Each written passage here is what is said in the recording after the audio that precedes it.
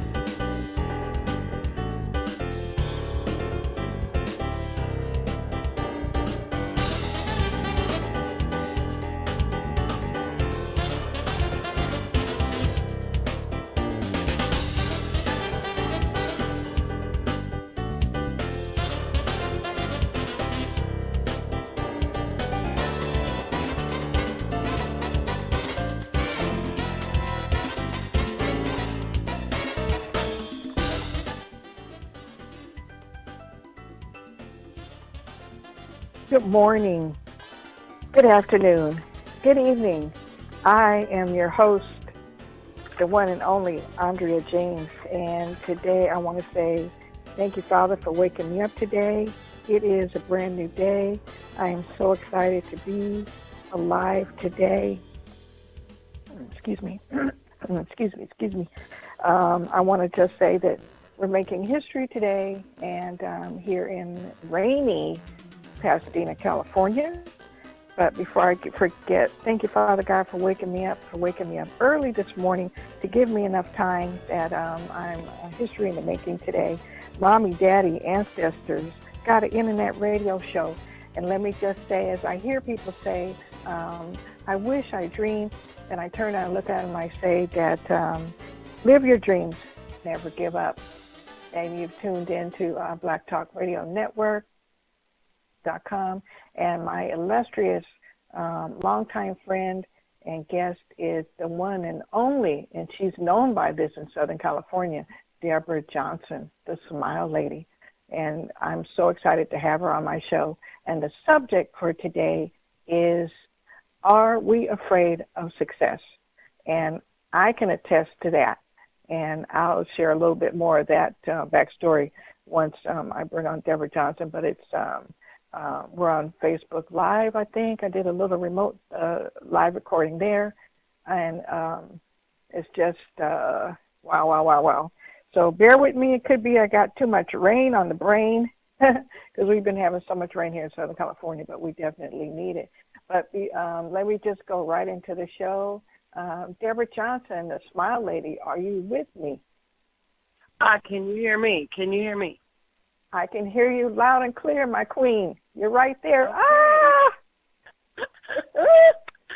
It is an honor. I've been watching you, Miss Town Crier, and today's entrepreneur is I love it. I love what you're doing, you know. Well, it was you. You were the one that inspired me way back in, 2008, 2009, when we met. We were both part of a nonprofit organization at that time. And when I started telling you some of the things that I wanted to do, you were just said, Andrea, just do it. And every so often you would follow up with me, Andrea, are you doing it? No, I'm not doing it. And you said, Andrea, you know what? You're afraid of success. And I said, you're right. But now that I have embraced it, the opportunity came for me to do an internet radio show, the platform blacktalkradionetwork.com. And at that point I said, wow, who do I know? I know entrepreneurs. So I'm not afraid anymore. What I do, I inspire other people to get them past that point of being afraid. So I want to thank you, Debra, and I'll say it to the world, that you've been my number one supporter, my sister from another mother, and now look where we are in 2017. I got an internet radio show, Today's Entrepreneur, with the Smile Lady. And you got your own TV show as well. In the Smile Studio. You know what? The one thing I want to say, a lot of people get the smile confused. It's an acronym, first of all. And yes. The S is for support. The M is for motivate. The I is invest. The L is love. and the E is educate. And everybody says, oh, you're not laughing today. Well, you know, if I see one of our brothers being murdered, I'm not going to be laughing, but I'm going to be smiling. I'm either going to be educating you or whatever, because just because I'm a smile lady doesn't mean everything is funny. And I was afraid of success for so many reasons, and it held me back. It was making me sick because you don't work your purpose, and if you work your purpose, you don't work it at the fullest because you're afraid of succeeding. And I know that sounds strange, but we'll get into that later. So people can call in, though, at 866? 866-510-9025 if they have any questions, and press star, and I can see who's calling in. I see somebody now, they're on mute, so they don't have a question. But we would like for you to call, tune in to www. Black Talk Radio Network, and today's entrepreneur will come up on the screen, and you just hit that, and you'll be able to listen live to the show. Also, before I forget, for those who want to join today's entrepreneur, I ask you to text the word talk to 323-672-4949, and you will be on today's entrepreneur text message. I apologize, I didn't get a chance to get it done this morning, but 323-672-4949. Text the word today.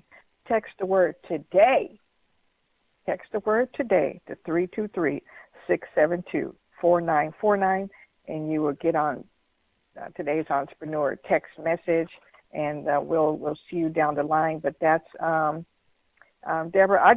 I don't know where to start, but you can start with how far back you want to go with your inspirational backstory, and you have inspired me with your history of being a queen, being a matriarch in your family, and by the way, she is a wonderful abuela in Spanish and a matriarch in her family. She has 13 grandchildren, and exactly. Of those, she loves every one of them.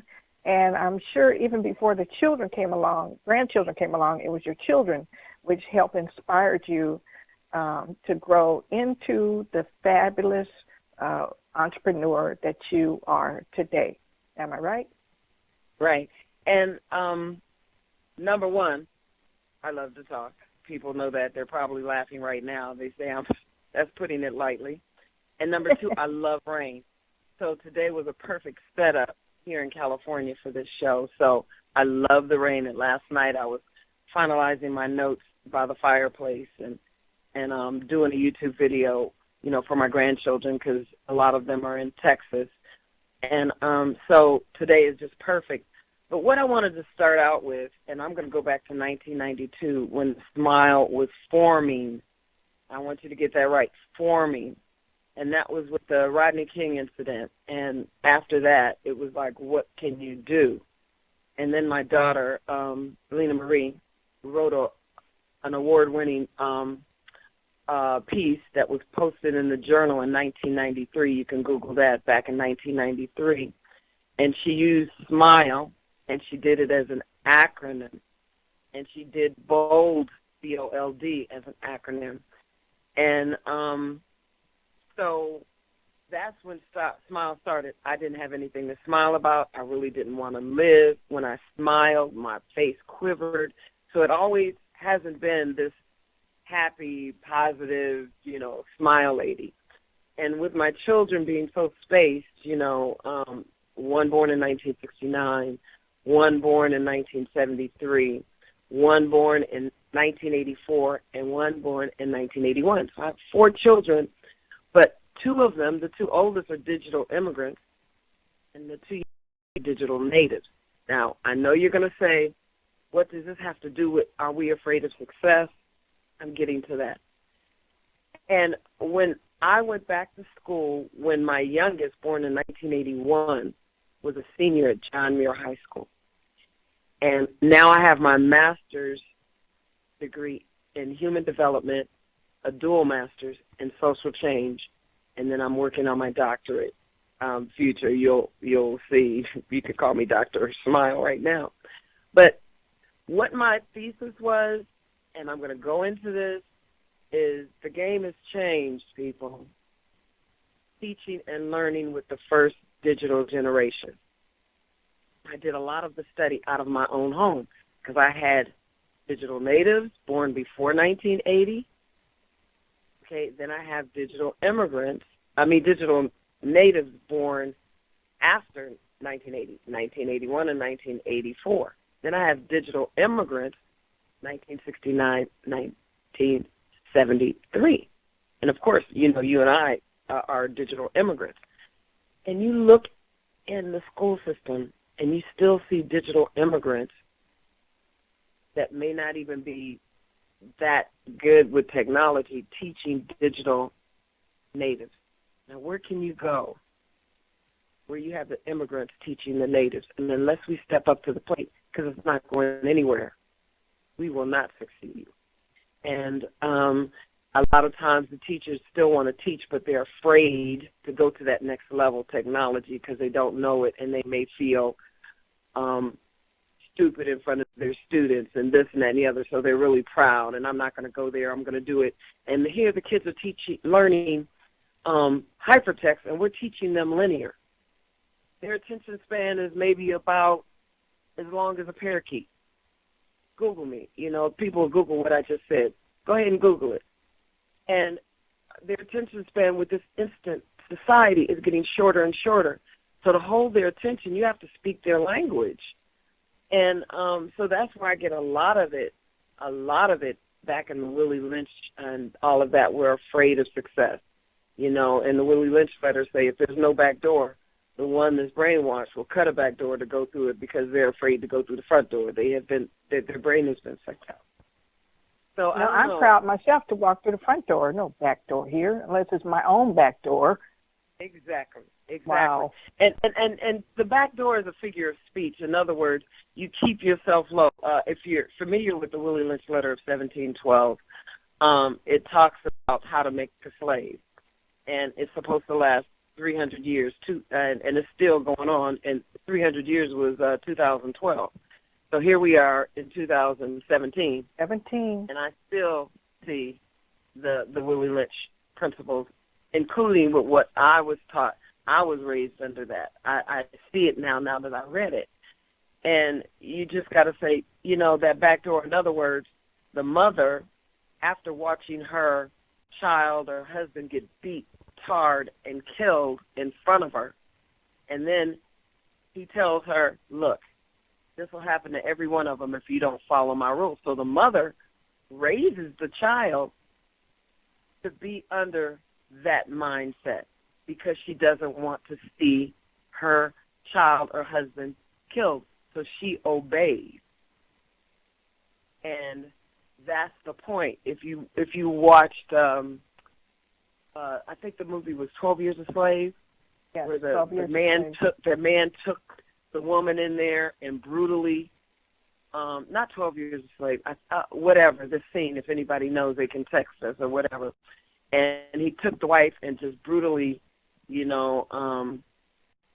raped her. And then when the husband went in, the little boy was looking up saying, oh, no, it wasn't 12 Years a Slave. The little boy looked up at the father and said, what you going to do? Like, that's what he was looking at. So when the father went to try to go help, he got killed. So he watched his mother get raped, and then he watched his father get killed. And he ran away to make a life of himself because he was taken in by the woman. And so that mindset, we're afraid because of the Black Wall Streets in 1921, that massacre. We're afraid because of the Willie Lynch 1712. In the back of our mind, we're afraid. And I would love to read this poem by Marianne Williamson. And it's from Return to Love, Reflection on the Principles of A Course in Miracles. May I? Yes, please do. Okay. I love this. I heard this for the first time in Aquila and the Bee And if you have children out there, that's a good movie to look at, Akeelah and the Bee. But it came out of this. Our deepest fear is not that we are inadequate. Our deepest fear is that we are powerful beyond measure. It is our light, not our darkness, that most frightens us. We ask ourselves, who am I to be brilliant, gorgeous, talented, or fabulous? Actually, who are you not to be? You are a child of God. Your playing small does not serve the world. There is nothing enlightened about shrinking so that other people won't feel insecure around you. We are all meant to shine, as children do. We were born to make manifest the glory of God that is within us. It's not just in some of us, it's in everyone. And as we let our own light shine, we unconsciously give other people permission to do the same. As we are liberated from our own fear, our presence automatically liberates others. That's my How moving branching is that? off. Huh? Wow, Pardon? that's just very, very moving. Thank you for sharing that, Smile Lady. Right, because if we are afraid and, she don't think I'm thinking this and this and that and the other, so you shrink down to their level and blah, blah, blah, because you don't want them to feel inadequate. But you doing that is harming them. You step up to what you're supposed to be, then guess what? They will become birds of a feather, flock together. Are you going to come down, or are you going to have them come up and soar with you? Like Zig Ziglar says, I'll see you at the top. Do you know one person said to me, how dare you? I said, excuse me? I said, I'll see you at the top, which means you will be there too. And they misinterpret it like you're trying to be. I used to say that all the time, Zig Ziglar, and I used to say that, and I had the pleasure of seeing him in person. And it's like, wow, how people get offended when you speak that. Hello? That's you're condescending. They would say that you're condescending if you say see you from the top. But if you say see you at the top, that means you're both at the top. Exactly. I'll see you at the top. That is one of Zig Ziglar's. They can Google that too. Digital natives out there listening, they're probably Googling and stuff right now as I speak. But before I can say, are we afraid of success, we got to talk about what success is. Now, success, if you kind of look it up or Google it, it means, oh, I've arrived, okay? Success means to flourish. Oh, success means to thrive, not just survive, paycheck to paycheck, this and that and the other. I woke up, I'm living, thank you. No, thrive, and that means working in your purpose. And success also means to achieve something you plan to do. Like you plan to do this radio talk show. You plan to do the TV show. You plan to reach out, in the world and educate people about entrepreneurship. You're successful right there. Thank you. Like you and said, so you were Debra. afraid. So are you. I was just shaking in my boots. But I had to get to a certain point to realize that, yes, I can do that. The seed was planted, and now it's being nurtured and watered 7 days a week. I didn't mean to cut you off, my queen. Even though I do today's entrepreneur.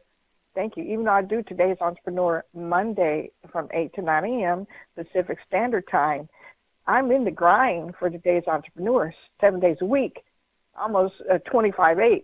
When I'm out and about wherever I'm going as a global resource specialist, whether it's on a conference call that I do on Sunday night with Black business owners called Black Trade Lines, whether I'm out networking and actually meeting people for today's entrepreneur show, and then I tell them what I'm doing, and immediately they say, well, they gravitate toward me. They thank you. They say, congratulations. How did you do it? And I'm doing this to inspire others so that they can do it as well. And the reason why I do today's entrepreneur is to showcase entrepreneurs of from the babies on up. Entrepreneurs are colorblind, so it's not only blacks, it's Hispanics, Asians, mulatto, Indian, Jamaican, worldwide. Eventually, I look to do this around the world, and then with this Part B coming up, the TV show. But I said, let me start in my own backyard. Let me start with people that I know. And you and I were supposed to do a show last year, but there were some technical difficulties. Started to be some technical difficulties today, but the devil's a liar, and he got off the line because he realized how powerful we are, and the fact that we're doing this today, and it's a step in the right direction. Why not start off 2014 doing something that you've always wanted to do instead of saying, I wish I could. 2017? Yeah, 2017. Instead of saying, I wish, I want to, I think I can, but be the little red engine that said, I think I can, and then eventually the little red engine got to the top of the hill and said, oh my gosh, I did it, and boom, the little red engine was on its way, because you put one step in front of the other, and you're able to move forward. And so that's what I do, is inspire others out there that want to be entrepreneurs, that are entrepreneurs, that have something to say, and the backstories of the entrepreneurs each week just gets better and better. And I ask that everybody grab a notepad and a pen and write with every time that you sit down to your computer, your laptop, your cell phone, however you listen in to the show. Make sure that you have something to write with. And today, you're definitely going to get some golden nuggets from Debra Johnson, the Smile Lady. And she coined that phrase many years ago. And she knows a lot of people, not only here in Southern California, but around the world. She's built up an audience. And I just am so thankful that she's doing what she does in inspiring the whole family to smile. Yeah, go ahead. No, go ahead. To smile and not just. But I remember being on your show a couple of years ago in the studio, and that's where part of how you inspired me. But back then I wasn't ready. So if I were to get another opportunity to be invited on the Smile Lady show, I'm ready. Which you will. Okay. And Thank you you so know, much. And you know what? March, kind of think of that, because I know I'm booked all the way up, and I got my show scheduled through May, but that will be a good show because I have somebody on there that you would really network with. Well, what I consider myself is a general contractor for our youth. And like I said, since 1992, I've been doing this without pay. And I want to not correct you on a point, but bring out a point. I got my degree from Pacific Oaks here in Pasadena. And you said colorblind. That term I don't like personally, because I don't want people to be blind to my color. Thank you for correcting me. I don't like the term colorblind or tolerant. I don't want you to just tolerate me. I want you to embrace me. I don't want you to be colorblind. I'm African. As a matter of fact, I did my DNA, and I'm 15% Ghana, 15% Nigerian, 10% Mali, 14% Irish. So I can go on with 100. I'm like, out of that, I'm like 75% African, and the rest of it's broken down. And the most I am is outside of Africa is 14% Irish. But I don't want you to be colorblind to my culture. And that's one. And then I want to be proud of the 21st Women's March all around the country, even in Antarctica. Now, if we women will stick together, we can make a change that's totally amazing. I'm so tired of us. I'm including myself. I'm not saying you or y'all. Us talking about each other and pulling each other down and petty stuff like your weave or your nails or this or blah, blah, blah. Who do you think you are? We need to stick together. They say the hand that rocks the cradle is the one that rules the world. I don't know who said that, but that's it. And if you notice, go back to the South. Go back to the day. The melanin in our body. Google this, people. They knew it was so rich and so good for your brain that they had black nannies nursing children of other colors. Isn't that's phenomenal right there? That we are the only human that has that particular ingredient, and how many of them, or how many of us know how powerful that is? I'm gonna do a sidebar real quick. I went to see a movie, Hidden Figures, just last week, and while I was waiting for a friend of mine to join me, I saw 3 young students that had just graduated, high school students of 2016, and I pulled up a picture, a very dear picture to my heart. I said, I just introduced myself to you, and I pointed to the gentleman that was sitting next to me, and I said, do you know who that is? And they looked at each other, and they looked at me, and they had a question on their face. Said, no, we don't know who he is. I said, that's Dick Gregory. And a big question on their face. I said, oh, my gosh, you don't know who Dick Gregory is? And they kind of, no, we don't know who he is. I said, okay, ask your mama, ask your daddy, ask your grandparents, ask your aunties, uncles, ask your great-grandparents if they're still alive. Look him up yourself as to who Dick Gregory is. But that really floored me, the fact that we don't know our history. But today, you and I are here making history because we stepped out on faith and we didn't give up, and we are where we are, and we're moving forward every day. And the fact that you inspire people, I inspire people, and that's what we do because that's just in our DNA that we inspire. Right. So we inspire, and I'm so thankful to do it. Let me go back to the Dick Gregory story. The Dick Gregory story. Okay, let me hold that thought. It's Debra, the Smile Lady. We're at the halfway point. Wow, how that first half hour. We're going to be taking a station break. This is your host, today's entrepreneur, Andrea James, and we will be right back. Stay there.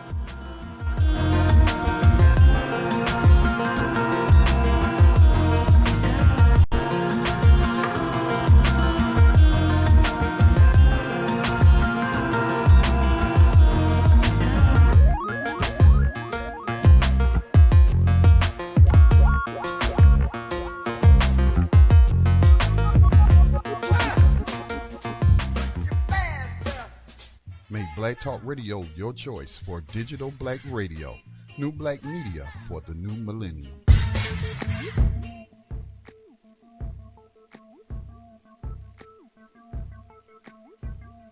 Okay, thank you for staying with us. Each and every minute that we're on the show, every Monday from 8 to 9 a.m. Pacific Standard Time. And I try to bring on phenomenal guests that just have words of wisdom and share their backstory. And that's why I do this, to inspire somebody. And my illustrious guest this morning, Debra, the Smile Lady, we were talking about Dick Gregory. Yes. Okay, now, Dick Gregory, I love him. He's right off the cuff. Let me ask you this. Was he afraid of success? Oh, no. And you remember I don't know if you remember when he went on that fast and wasn't going to eat until yes. There was something he was standing up for, and he wasn't going to eat. And people couldn't believe that he went so long without eating. He lost a lot of weight because he was a little heavier. Let me just, can you hold that point right there? We have a caller on the line. Okay. My king, Martin, has chimed in. Good morning, my king. How are you today? Yeah, I'm good. Thank you very much, Andrea. I have a question for Debra Johnson. Yes. Yeah, hi, Debra. My name is Raheem. I'm calling from Black Trade Line. We are the largest black-owned directory in the world. My question is about the youth. I know you work with the youth out there. Mm-hmm.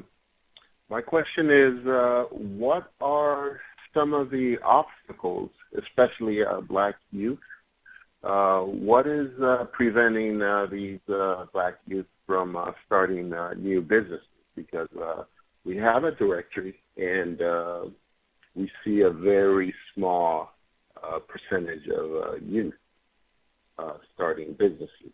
So, if you could give us your insight on that. Okay. My insight on that, and I was going to branch off with that with Dick Gregory, how we are the digital immigrants, have not instilled that. And I know when I opened my business back in 1981, a beauty supply and salon here in Pasadena on Lake. It was called Universal. And I had my digital immigrant, my two teenagers at the time. They, right then, I should have had them and embraced them to come in and learn the business, even if that's not what they wanted to do. It's the foundation and the home teaching and bringing them on, and you're going to do what I want you to do until you figure out what you want to do, and educating them. And I think a lot of it is the elders sometimes not embracing that these are digital natives.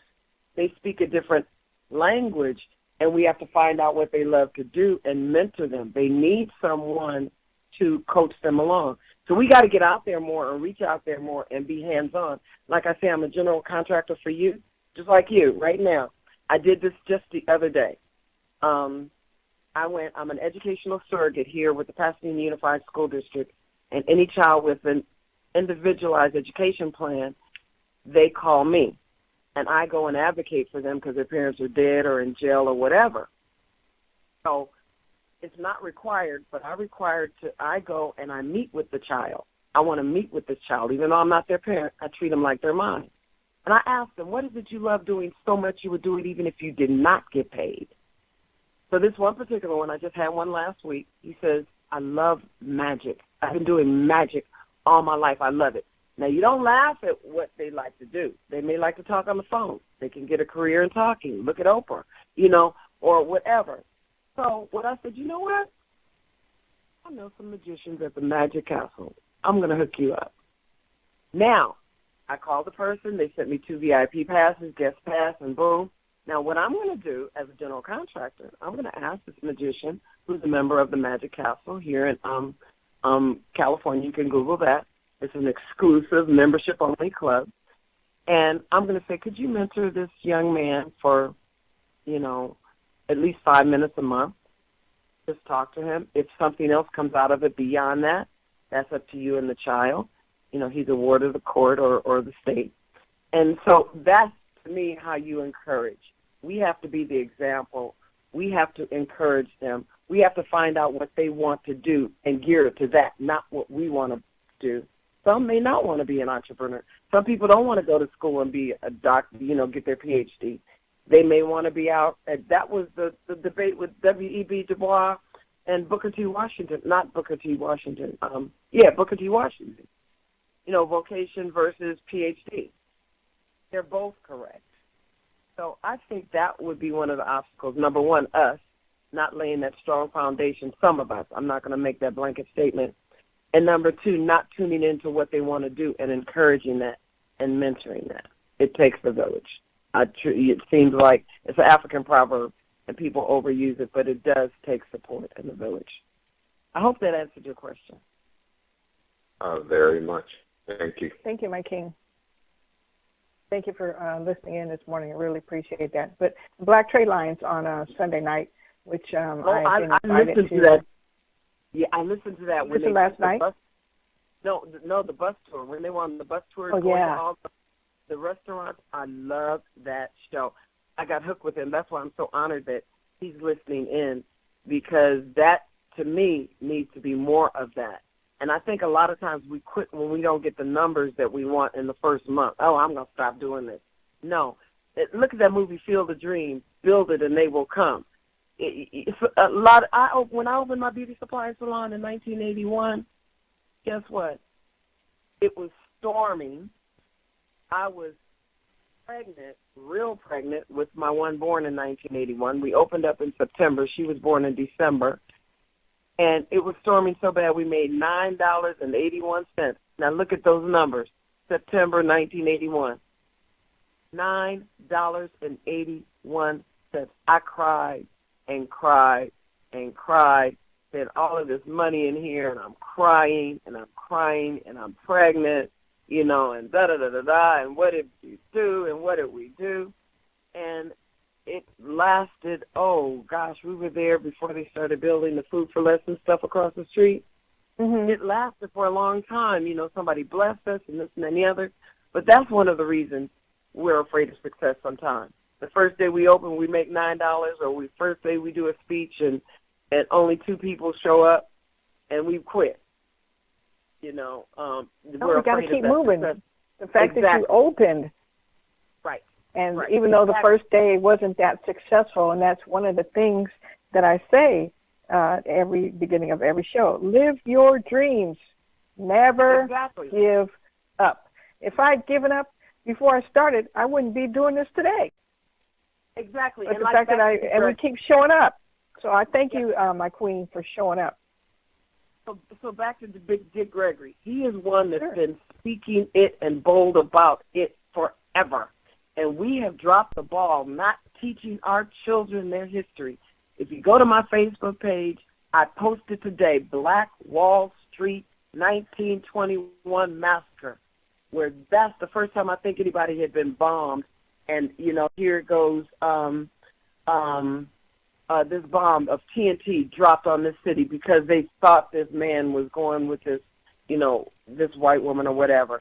That's sometimes why we're afraid of success. When we succeed, look what they're doing to our African-American kings. When we succeed or get too close, they try to destroy us. There's one right now you can consider a Black Wall Street, where they're just bombing them and just taking away everything that person has done for life, and then we have one that's done more than that, and they're maybe the president of the United States. We got to look at that and teach our children that, and teach them that George Washington was not the first president. We got to teach them that Columbus did not discover America. We got to teach them about the Black Wall Street, about the Rosewood, Allensworth, and everything we've done. We got to teach them we weren't born slaves. We were captured and made slaves. And everybody needs to learn this, not just African Americans, but Caucasians. The little kids are acting like what they've been taught. They just slaves, they just maids, they're just this. So that's the way the kids are going to treat them. So back to that point, we dropped the ball. So we got to take responsibility, number one, that we haven't been educated. We're scared of our kids because they got this technology, and we think scared. I'm saying scared. I'm not saying scared. S-A-R-E-D. No. I'm right there with you. I feel you. Yeah. Scared. It's not time to be scared no more. Stop being scared. Stop being scared. Grandmothers take up that thing. Hand the rocks to cradle. Grandma's hands. Come on now. And then it takes a village to raise a village. Exactly. That's what I say. Let me go, what is success to you? You got to ask that question. Then you ask your grandchildren and children, what do you like to do, baby? What is it you love doing? Or you watch them, because it forms by the time they're 6 years old. Whatever you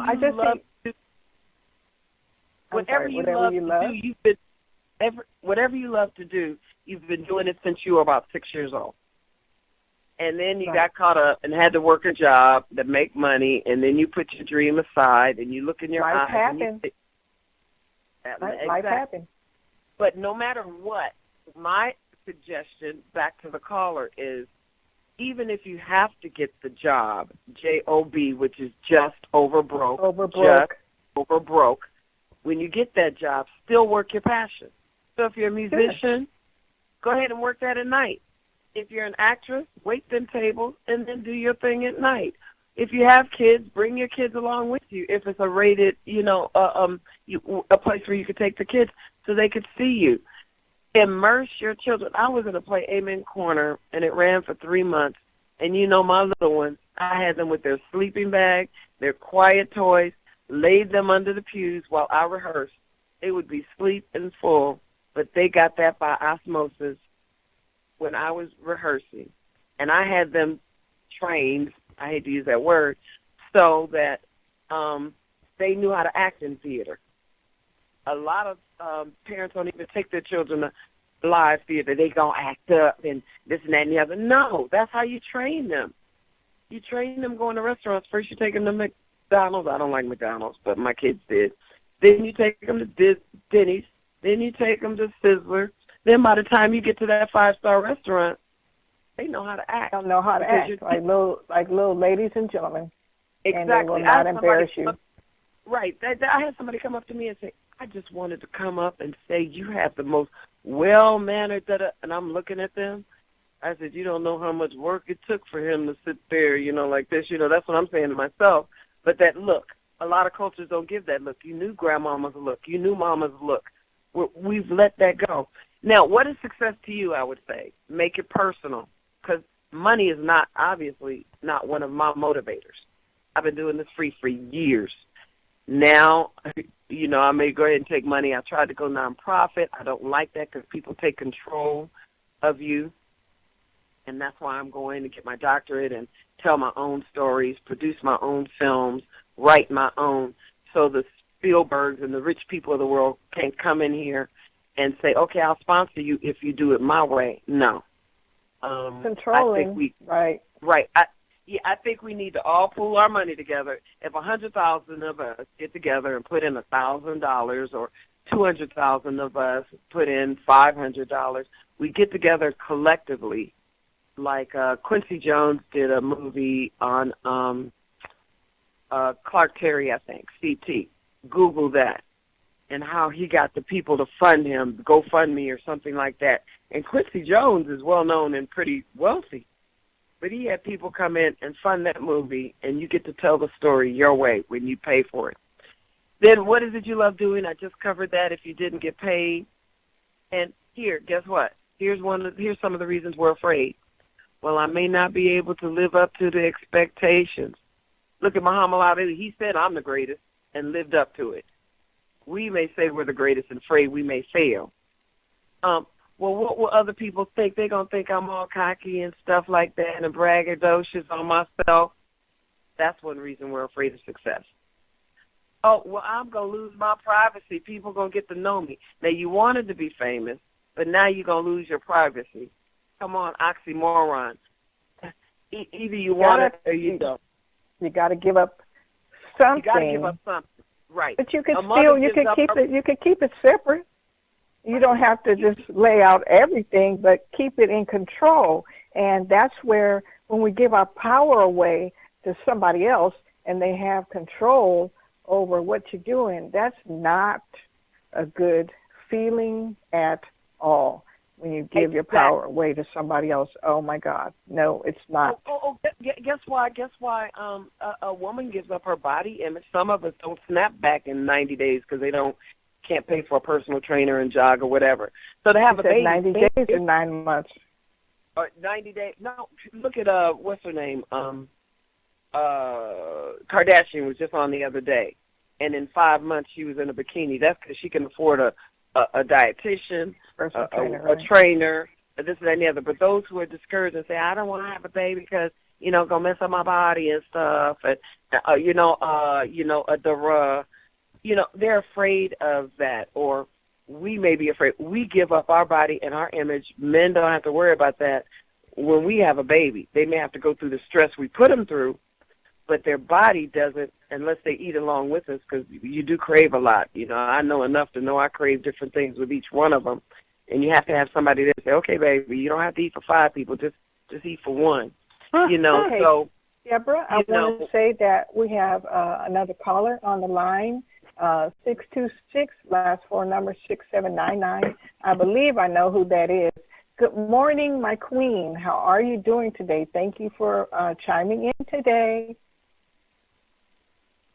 Are you there, caller?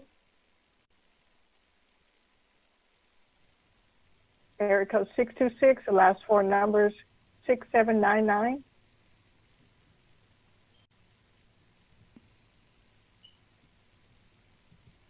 Well, until they tune in, we're afraid sometimes because we think we have to be perfect, like Steve Jobs. Do you know we probably wouldn't be as far as we are in Apple? The founder, one of the co-founders of Apple was Steve Jobs, who passed away a couple of years ago. because he And wanted let me everything see. perfect. I'm going to say she Yeah, was cut me there, off. but They come in. Did you hear them? Cut me off. she may be having trouble with her And phone. It's because of the weather. People are having trouble. So let's move on. You're saying that Steve Jobs died some time ago, but he was he wanted to he wanted to be perfect, and so they booted him out of his own company, and he went to Hewlett Packard for 3 years, and because they said he was so controlling and wanted to be perfect before he rolled something out, that they wouldn't have been this far if they wouldn't have took the reins and said, look, you're out of here, because, you know, we can't wait until it's perfect, you know. So that's sometimes we're afraid of success because we think we have to be perfect before we started it. We weren't educated on being a parent before we had the baby. If we wanted to wait until we had enough money, if we had this, we had the perfect house, we wouldn't have all these kids. Well, that's what I think happened to me. I wanted everything to be perfect. I wanted it to just be just cut out perfectly. And you kept telling me, Andrea, just get started. Just get started. And when the things, platforms came to me and the idea came to me, here I am. So I've gotten started. So exactly. And another thing, don't be scared. And I was scared. You were scared. But look at Oprah. Look at Oprah. Some of Oprah's first shows. She was so bad that she was walking through the mall, and her stylist, who's still with her today, I think he just left, said, look, come over here. I saw your show. You need help. And she was going on. She said she didn't even realize how bad she looked in this and her dressing. And so she got a stylist for her hair and all of this, and it progressed. So she was improving. Like Mary McLeod Bethune said, as I learn, I teach. As I learn, I teach. Don't wait till you know it all to teach. Do you know who helped me write my thesis? The students I was working with in school. I used every bit of that. I interviewed a set of twins, and they said, if these old people would let us help them, there's more of us than them, and let us work with them on the technology while they teach us, we could get someplace. But no, we try to segregate. Because I know more than you because I have more experience. The experience is different because it's two totally different generations, and we should embrace the fact that they're even interested in being a part, and that's what we should do, embrace those that know more than we do and learn from them, no matter what age you are, if you're the babies or a senior citizen or anywhere in between, because as you come together with like minds, that's what's important, is the fact that it's like minds. Take the age bracket out of it, because that's each one reach one and teach one? Yes. But at the same time, they can do it just opposite. They can teach. Thank Hope for reaching back and pulling, yes. Reaching back in history. So they reach back, but then we reject them. And elders, if you go back, Google this, y'all, whoever's a digital native, they want to Google everything I say. I know they do. They do that to me in class. I give them my cell phone and say, Google it. I use the book, What Would Google Do, as part of my thesis. And what they used to do in the African tribe was they would entrust the youngest member of the tribe to the eldest. So the eldest would absorb the youth, and the youth would absorb the wisdom. We're not doing that salad dressing anymore, that oil and vinegar anymore, shaking it up and making a salad dressing. We're trying to keep it separate. And if you don't shake up oil and vinegar, your olive oil and vinegar, it will separate. You'll see how it separates. Go ahead, you science majors, Google that. It is one of those things where we got to mix it up and shake it up. Gold has to be heated up. Everything, the oyster, that grain of sand turns into a pearl. So everything that's of value is sometimes hard. Then we get to the next point. You think you have to change what makes you comfortable? Yes, you do. Get out of your comfort zone. Yes. I had a baby. Guess what? I couldn't run around like I did before.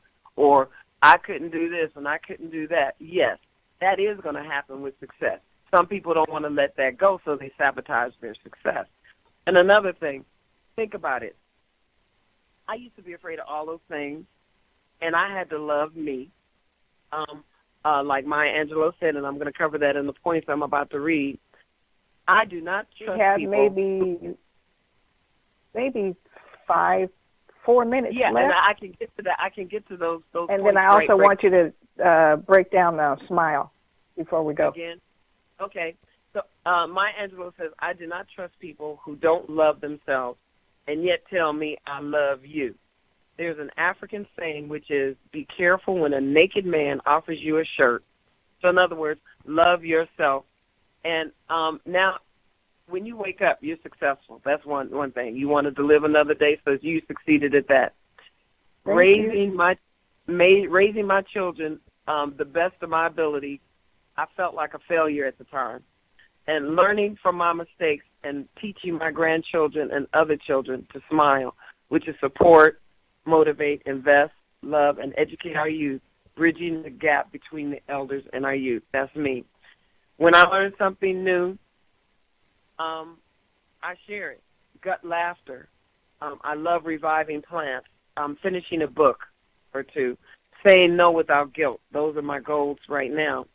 And I used to sabotage my success because I was really afraid. You know, I put up a wall, not saying anything to improve, you know, and all of that. But I want to go with married, and I can go to my smile. Just quickly, I won't expand on it like I thought I would because this time is going. Yeah, the hour goes so fast. Yeah. We'll have to have you back. Maya Angelou's keys to success is this. Just do right, number one. Number two, be courageous about what you do. Don't let anybody, you know, you're going to get obstacles. Love yourself. I just read you her quote about love. Laugh. She said that's very important. Laugh and be happy. Have some joy. Be a blessing to someone. Be a rainbow in somebody's cloud. You are up today. You woke up today to make somebody's life better. Turn struggles into triumphs. She talked about being raped and how she was mute for 5 years, and then she wrote the book Why the Cage Bird Sing. And when she was mute, she read everything and then turned all of that into power. You are talented. Don't let anybody say you are not talented. You are talented. Tap into that talent. Then she goes, learn to say no. Sometimes we can't say no. I've learned to say no about a couple years ago, but now I know how to say no without guilt. Sometimes you feel guilty saying no. Now I can say no without guilt. Then you go, always do your best. No excuse. No excuse. One leg, one eye. Look at Helen Keller, deaf and blind. Always do your best. She didn't say sometime or when you can. Always. Wherever you are at, whether you're laying in a hospital bed or whatever, do the best you can where you are. Keep rising. Then she quoted, still I rise. You may write me down in history with your bitter, twisted lies. And you're going to get that. Some people may be talking about me right now. With your bitter, twisted lies, you may try me in the very dirt, but still like dust or air, I rise. That's Dr. Maya Angelou. And then her bonus point was be complaint-free. Now, that's the hardest one, be complaint-free. So those are the keys to success, but I would expand on those, but the time is going. But you said you wanted me to get what out? Do you have any, give out your contact information, how our listening audience, and for those who saw us live on Facebook this morning, how can they contact you if they need your services? They can contact me. My website, which I need a lot of help with, if there's some digital natives out there, smilelady.org. Black Talk Radio. Black Trade Lines, they can help you. But for anybody else out there, yes, smilelady.org. And the children on there are children I actually work with, and they're now in college, and I'm going to have a series, What Are They Doing Now, where they're coming back one by one, telling us what they do. Some of them are in college or whatever, so I'll update when they come back and post that. Also, my Facebook is Debra Smile Lady Johnson. Oh, no, that's my YouTube channel where I archive my shows. And then Facebook is Smile Lady. You can friend me on that. And basically, everything I've said and all of that, go ahead and look at the Black Wall Street. I just posted it on my Facebook page. Little Africa from Tulsa, race riot, June 1st, 1921. 3,000 dead, 600 businesses burned, 21 churches, 21 restaurants, 30 grocery stores, 2 movie theaters, a hospital, bank and post office, bank, libraries, schools, everything destroyed. Debra? Yeah, and we got to bring Black Wall Street back. Well, it's time for us to wrap it up. I want to say, if you've missed any portion of this show, or if you want to listen to other shows at your leisure, please go to Black Talk Radio Network. Look for today's Entrepreneur podcast. But in closing out, breaking chains of poverty, creating bonds of prosperity. Stay in the black financially by any means necessary. Debra Johnson, the Smile Lady, I thank you for being my illustrious guest. This is a long time coming. Today's Entrepreneur with your host, Andrea James. We will see you next time. Thank you so much. Invest in our youth. Yay!